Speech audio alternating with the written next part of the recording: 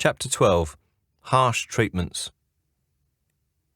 It was hard not to feel besieged. There really seemed to be no imminent threat from the old lunatic, but nonetheless dog walking stopped for a while. The boys didn't go out unaccompanied to play in the fields anymore, not that they ever did anyway, and, finally some good news, all thoughts of my cycling in the fields exercise regime were ended with immediate effect. The Tour de France is hard enough for Mods, but even Bradley Wiggins didn't have to deal with people shooting at him. Then, when we were joined at Christmas by 20 or so members of Natalie's extended French family, it felt like the cavalry had arrived and our confidence was able to re-establish itself. Surrounded by bickering and drinking indigenous gourmands reminded us exactly why we'd come out here in the first place, family gatherings like this one, the fun, the warmth and, let's be honest, the safety in numbers. It was a refreshing break for us. Also, although appalled by the implied violence, Natalie's family didn't take Gires's threats as seriously as we did. The feeling was that people like Gires were just anachronistic blowhards clinging to their symbols of power and influence. Their posturing wasn't uncommon, but these threats rarely led to anything. Monique, one of Natalie's aunts, told us how she'd found a group of hunters wandering across her fields recently, where they obviously had no right to be, and who, when confronted, seemed utterly bewildered that anyone would even think of restricting their movement, but were moved on unceremoniously anyway. Which is all very well and indeed a welcome piece of information, but which ignores the fact that Monique in full flow would stop most large-scale military invasions, let alone a group of chasseurs pootling about after lunch. The general consensus was that it would all blow over. We were making a mountain out of a molehill and should take a break for a while, get away. Natalie and I didn't need to be told twice. It's become something of a between Christmas and New Year tradition for us to try and get a couple of days away together somewhere anyway. It's not just an opportunity to have some time away from the children and the animals, but also Christmas itself. Not just the big family gathering, which, although a welcome annual fixture, can be overwhelming, but sometimes Christmas traditions themselves. For instance, and I'll admit this may be a minor grouch, the relentless attempts by people to flog you a new calendar. The postman and binman, I get. It's a reward for a job well done. They'll keep up the good work next year and, because you purchased one of their calendars, they'll make sure your letterbox remains junk mail free and that your rubbish won't be strewn all over the drive. It's extortion, obviously, but you expect to give a tip to the postman and binman at Christmas. But the firemen? What would happen if we didn't buy a calendar from them? Would they not stretch out their ladder far enough for a tree-stuck cat? Throw less water on a fire? And before some of you get excited at the prospect of firemen selling their calendars, it's not that kind of calendar at all. Largely, the pictures are of them slightly out of focus and taking it in turns to sit behind the one desk that their station has. It's a quite poor affair. By the time the new year rolls around, we have at least a dozen calendars, none of which are particularly attractive. Aside from hunters and my pedantic arguments over calendar collections, there were other reasons to try and get away. Natalie was becoming increasingly concerned for Junior and needed a few days' respite from his apparent failing health and spirit, and her own subsequent fears for his welfare. Happily, we took advantage of Natalie's parents' offer to look after the place and sought refuge in a health spa a couple of hours south. Bless the French, only they would build a health spa and a detox centre around a high-quality gourmet restaurant and a well-stocked wine cellar. Just about the only experience I have of a health spa or gym is the opening 20 minutes from Thunderball, but we were both in need of a good break and looking forward to seeing what our treatments, which were included in the price, would turn out to be. There was an algae body wrap, which sounded more like a detox lunch from a fancy deli than a treatment, a massage, and chemotherapy. Well, I heard it as chemotherapy anyway, and immediately began suggesting to the receptionist that maybe they rethink our treatments, when Natalie pointed out that the now flustered woman had actually said chromotherapy, something entirely different altogether apparently. The treatments weren't to start until the following day, however, so for the first afternoon we could lazily enjoy the pool, the sauna, the jacuzzi and the saltwater jet stream thing. I had a problem though. I don't own any gym or leisure wear, and the thin robes that we had been given at reception to wear around the hotel were frankly an affront to mankind, a shapeless, almost doily thin affair that was completely see-through and just screamed, "No dignity here." I refused to wear mine and insisted that Natalie do likewise. So we hired a couple of toweling robes that were much more the part and enabled us, me really, to look down on those that hadn't done the same.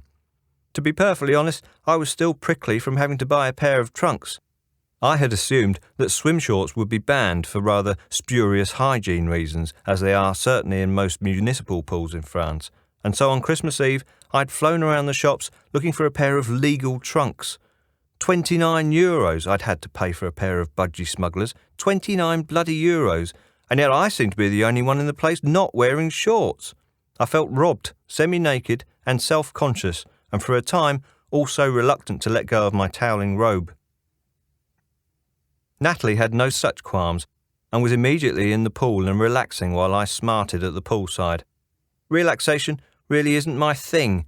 What looks like a calm environment to you or Natalie is just another opportunity to get worked up for me, and I felt aggrieved that there were no free loungers.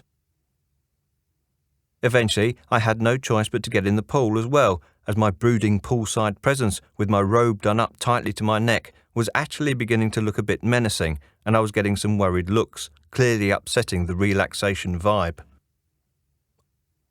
I'd only been in the water a few minutes when Natalie insisted that we try the sauna.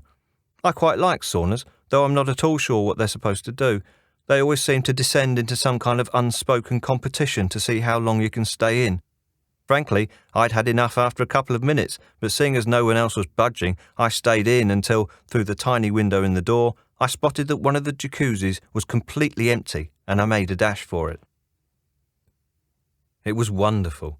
The warm bubbles massaged my perennially sore traveller's back, and for 5 minutes I allowed myself to relax completely, eyes closed and head back, just soaking it all up. It was sheer bliss. "Monsieur, excusez-moi." I was woken from my reverie as an elderly woman tried to step over me to get in and was signalling for me to move around. I did so and inadvertently let in a further 4 people. My solo jacuzzi paradise was immediately gone, and I was now squashed in between the others, with all our feet touching each other's in the well in the middle. I refused to get on cramped trains sometimes, so this was absolute hell. I also hate feet, yet someone else's toes were on top of mine, leaving me paralysed and unable to move. I was in there nearly 40 minutes, ramrod tense, until the others got out and I could finally get myself out too, by this time a wrinkled wreck and looking a very long way from the picture of health and happiness I'd seen in the brochure. The dinner that night was magnificent. I don't know how many detox diets contain déclination de foie gras au poireau et rhubarbe, followed by pomme de riz de veau au poire gourmande et fondue de carottes de créance, but I'm all for it. And if detox also revolves around the hearty consumption of the sort of red wine that makes a grown man purr with delight, then again, count me in. I mean, it's entirely possible that I was ordering from the wrong menu, but people go on about the barren, cheerless austerity of dieting and detoxification and the strict discipline involved. Well, they're clearly not doing it right, and I expanded loquaciously on this theory to Natalie over the immaculate table. She quite rightly wasn't listening, her mind was elsewhere, and I knew exactly where too. It was going to take more than a swim, sauna and a baba poire au vin à la cannelle to distract her from thoughts of Junior. According to the vet, he'd developed something called equine exertional rhabdomyolysis, or something like that. But it's also called, wait for it, Monday morning disease. Apparently, it's common not only with every human who has a proper job, but also working horses, or horses who have too much carbohydrate in their diet, or horses with a thyroid or reproductive hormonal imbalance, but which must be fairly rare in work-shy geldings who stand around all day eating grass and hay and whose only previous known activities were angry sex and a bellicose spirit.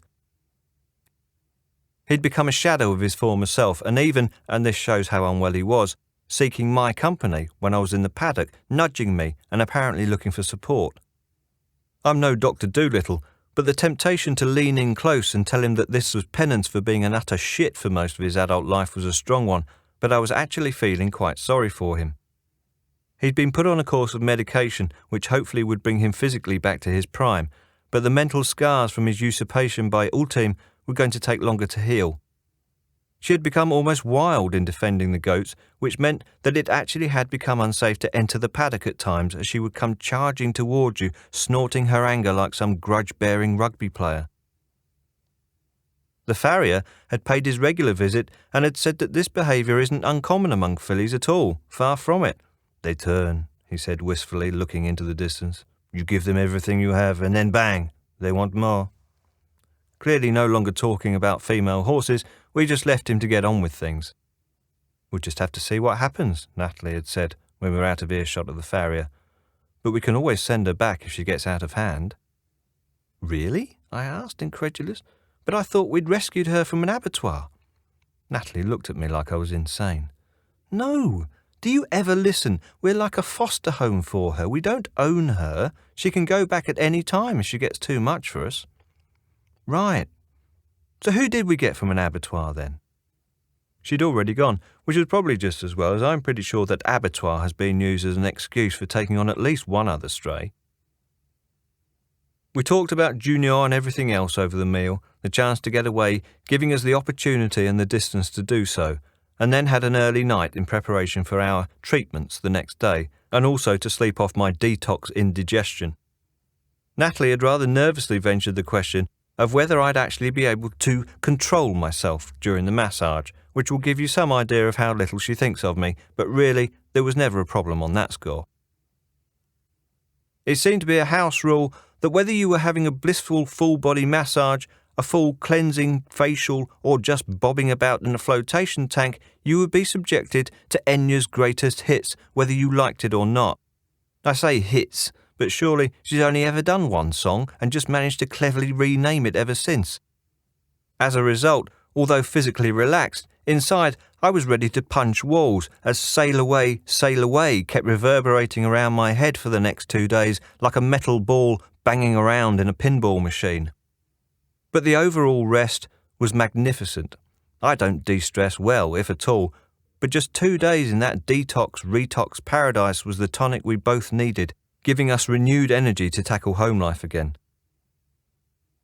We woke on the Saturday morning, our last day, to a beautifully bright and clear view that went on for miles across the valley of La Creuse and the Limousin beyond that. "You know what?" said Natalie wistfully, taking in the breathtaking sight. "It's nice to see beautiful countryside and not feel I have to go and clear the poo up." Well, quite. Unfortunately, Junior's condition hadn't improved any in our brief absence. The vet had recommended a course of treatment that, while initially giving him some sort of fillip, was now having no effect whatsoever and in fact seemed to be making him worse. I found him in the field one morning later that week, lying down on his haunches, almost like he was crouching, surrounded by the seemingly worried goats, and he didn't look good. The whole tableau, especially with his long mane, actually made him look like the defeated Aslan surrounded by a host of Mr. Tumnuses, or Tumni. I approached him gingerly, and he bowed his head almost in supplication, his heavy breathing making great clouds in the frosty air. Despite his illness, you could still sense his enormous power, but it seemed to be fading.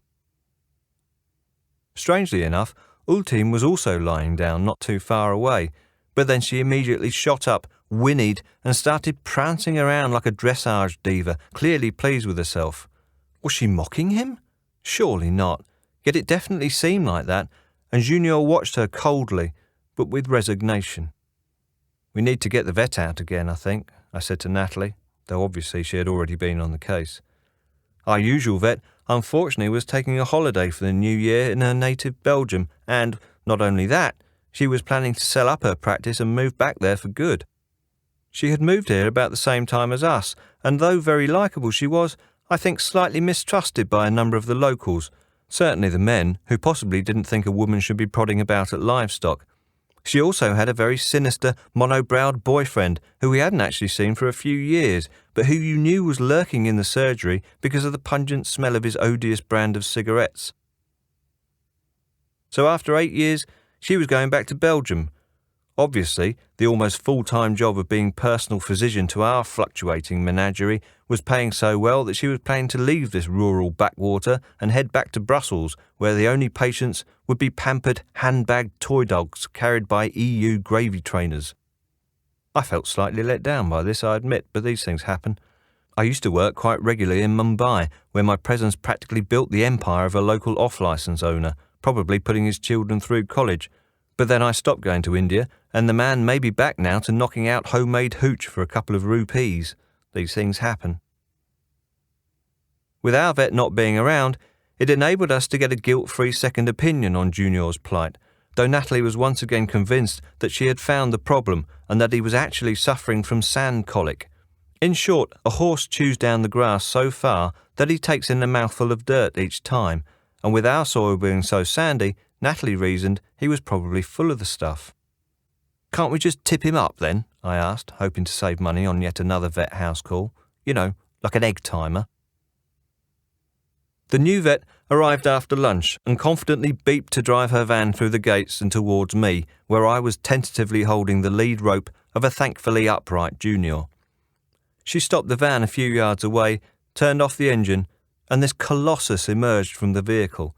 I didn't honestly see how she would be able to fit back in. She towered over me and was far, far broader too. For a moment, I thought it was Hagrid. I stole a quick glance at Junior, and I swear I saw, for the first time, fear in his eyes. "Daddy," Morris whispered at my side. "Is she American?" "Why?" I whispered back, unable to take my eyes off the giant. "She's huge." I handed her the lead rope, and she inspected Junior gently. It wasn't just her size, there was something about her manner as well. She instilled total confidence. She produced quite possibly the biggest pair of rubber gloves I have ever seen. Seriously, I could have worn them as a gimp suit, and snapped them on with a sense of purpose that frankly terrified the lot of us. Junior is a surly and, I think, ungrateful animal. I've shown him kindness in the past. I have fed and watered him, only to be attacked, bitten and spat at for doing so. So how this woman got her huge fist and not inconsiderable forearm up the beast's backside is quite staggering. I mean, there was an initial recoiling, obviously. He looked like Kenneth Williams being given a bed bath in Carry On Again Doctor, all teeth and flared nostrils. But largely, he just took it, as she had a right good rummage about and a delve inside. She was in there for what seemed like a good 5 minutes, and from a distance, it must have looked like she was advertising an enormous oven glove. But Junior remained calm. Considering he once spat at me for giving him an apple, this was decidedly out of sorts. She eventually brought her arm back out, holding a massive lump of excrement, and then proceeded to take off the glove, turning it inside out as she did so that the poo remained in the glove.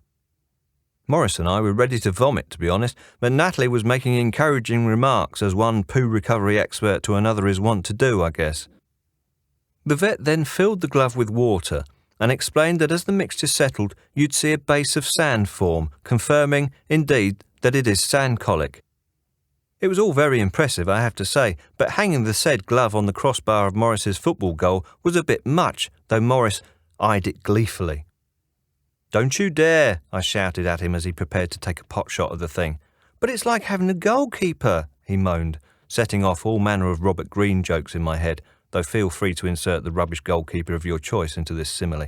"No," I shouted again.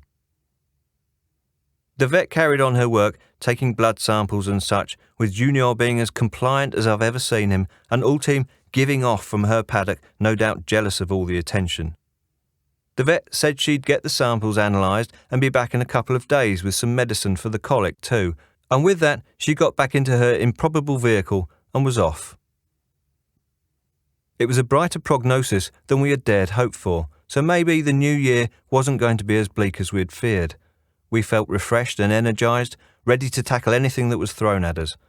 Nobody could get that rubber glove off the goal, though. None of us had the stomach or indeed the strength for that.